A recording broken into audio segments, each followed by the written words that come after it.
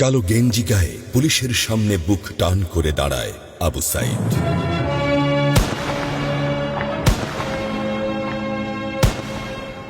Police তাকে রক্ষা করার বদলে গুলি করে। ঠাস ঠুস কয়েকটা গুলির মধ্যে একটা গুলি লাগে তার কোমরে। খানিকটা ভাঁজ হয়ে যায় শরীর। সম্ভবত সে বুঝতে পারে নাই।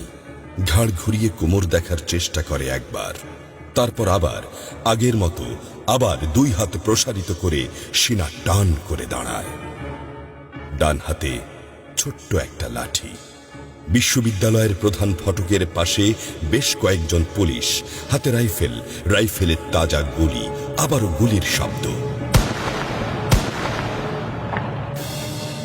পরে গুলিটা কোথায় লাগলো বোঝা গেল না। তবে আবু সাইদ টলছে। পড়বে পড়বে ভাব, কিন্তু সে সোজা হয়ে দাঁড়ানোর চেষ্টা